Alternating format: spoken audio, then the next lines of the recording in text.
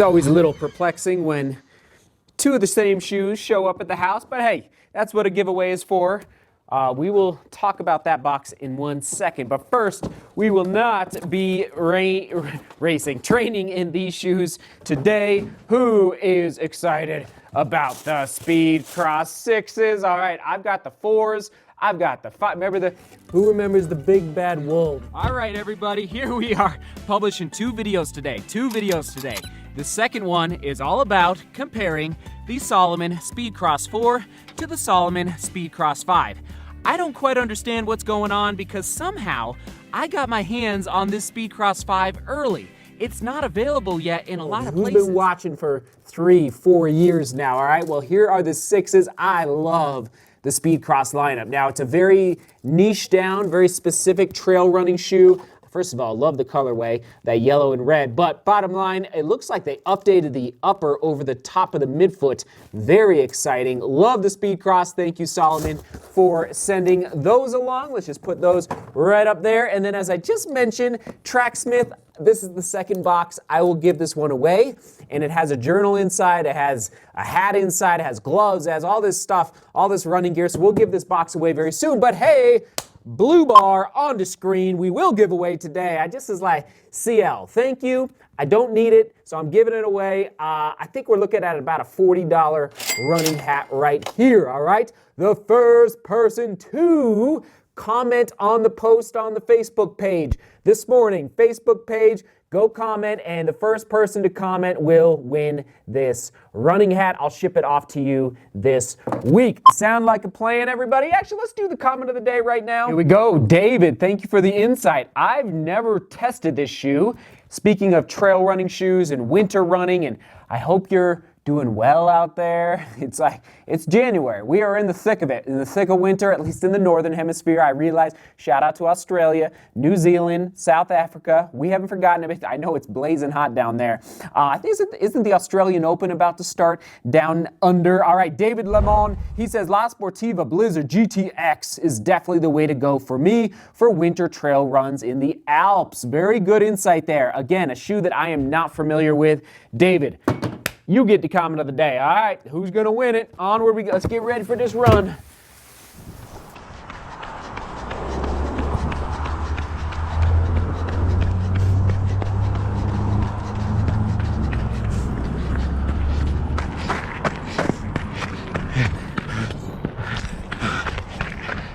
What are you going to do? Oh, man!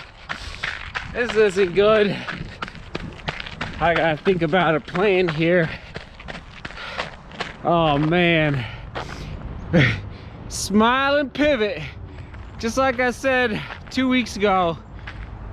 Oh man, ice. I thought for sure this would be, oh man, this is done for. It's been really nice in Denver, the fact that it's just an ice rink. All right, I got a game plan.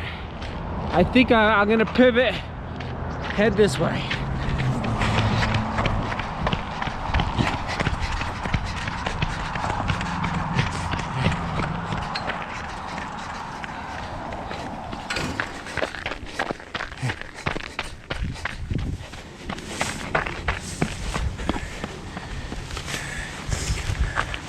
Warming up. Okay.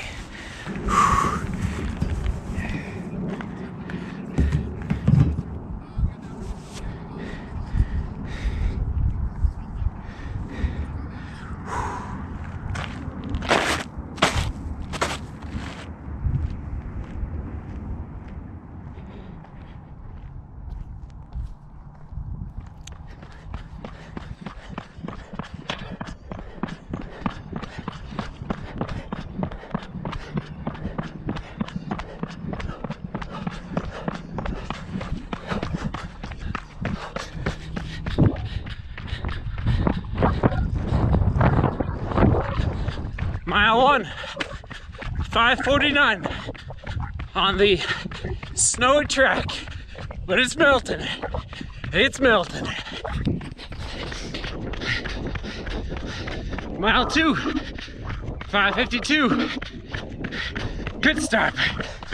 Mile 3, 5:48. One more cruiser to mile 4. Then we're gonna try and squeeze it down a little bit. So just cruising along. Feeling good.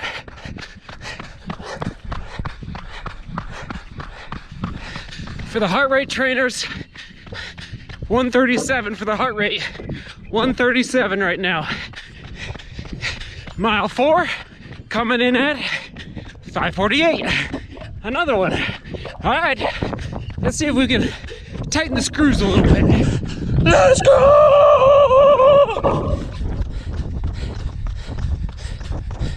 Mile 5, 5:27. 5:27.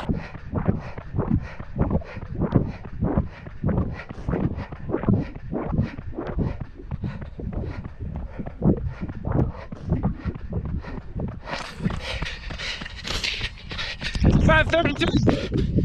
5:33.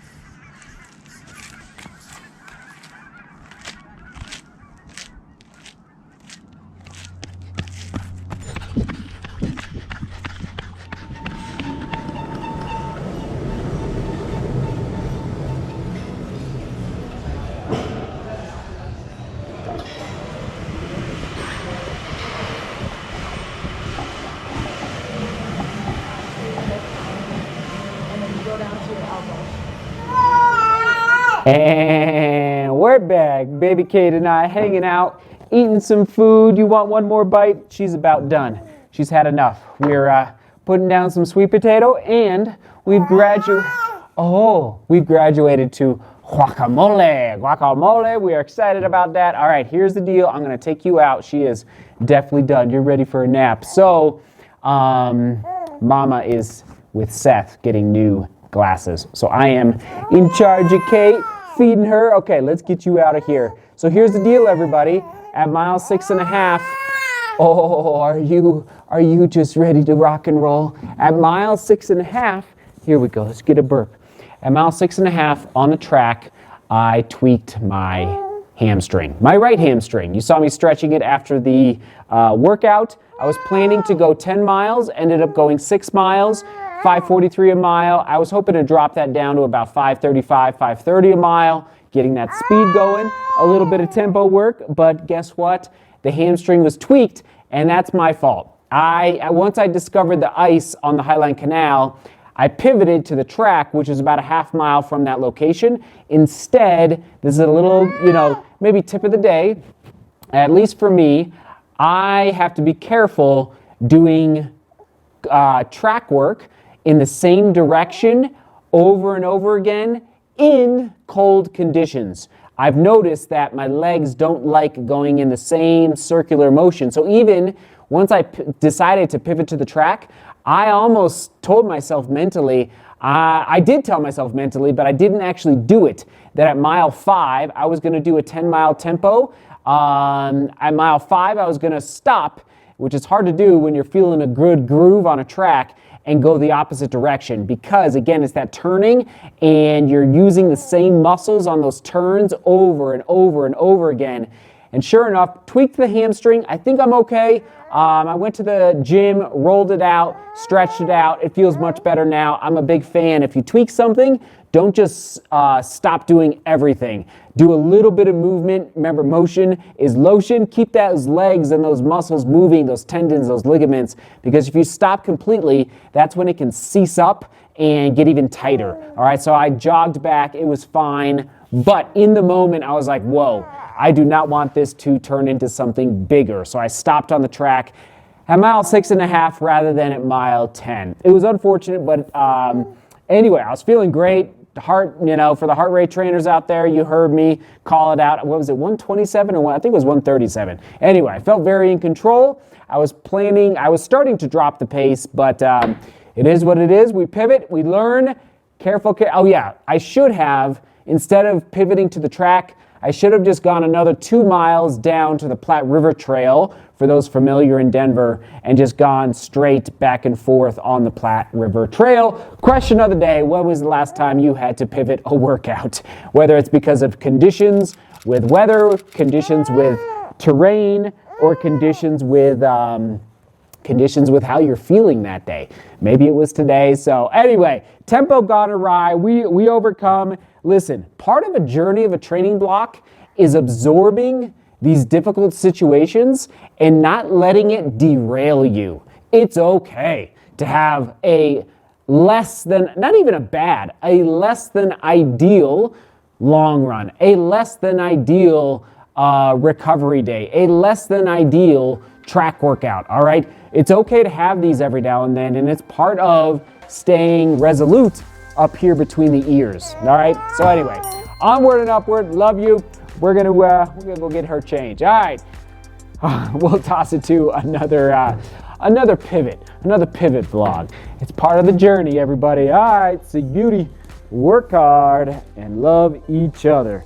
See you tomorrow.